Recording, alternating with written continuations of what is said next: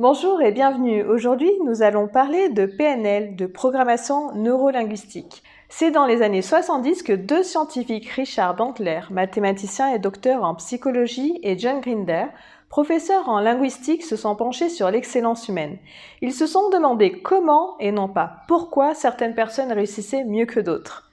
Pour cela, ils se sont intéressés et ont étudié trois grands thérapeutes de l'époque, à savoir Milton Erickson, Virginia Satir et Fritz Perls.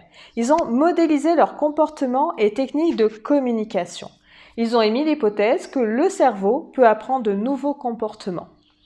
De nombreux courants de pensée de l'époque ont influencé cette nouvelle discipline, tels que le courant Palo Alto, les thérapies brèves et familiales et la Gestalt thérapie. Que veulent dire les lettres PNL? P pour programmation. Nous sommes programmés en fonction de ce que l'on a vécu comme expérience et des apprentissages que nous avons faits.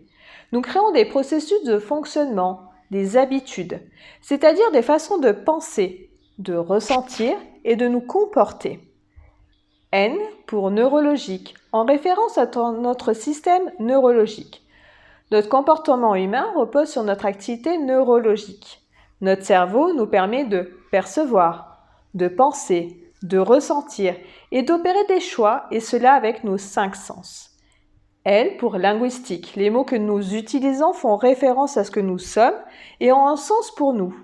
Le langage structure et reflète la façon dont nous pensons. Le langage code et retranscrit notre expérience par nos mots, notre manière de parler, ainsi par notre langage corporel. Mais à quoi nous sert la PNL finalement?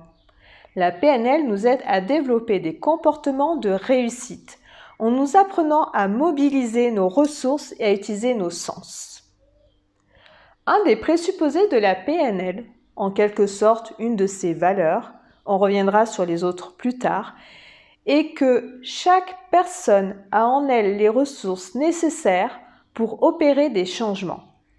Chacun de nous possède les ressources pour changer, mais le plus souvent, nous ne croyons pas pouvoir y accéder ou on ne sait pas comment y accéder. C'est comme une boîte à outils où l'on va trouver différentes techniques de changement et de communication. Je vous en parlerai dans les prochaines vidéos. Mais dans quel domaine d'application peut-on utiliser la PNL? La PNL est un outil utilisé dans les thérapies brèves lorsque la personne veut changer certains automatismes qui ne le conviennent plus et la bloquent dans sa vie. Cela peut être par exemple travailler sur la confiance en soi ou des addictions telles que le tabac et bien d'autres choses.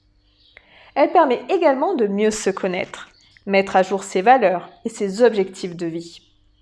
La PNL est aussi utilisée dans le domaine du management car elle repose sur des techniques de communication qui sont primordiales dans la gestion d'équipe.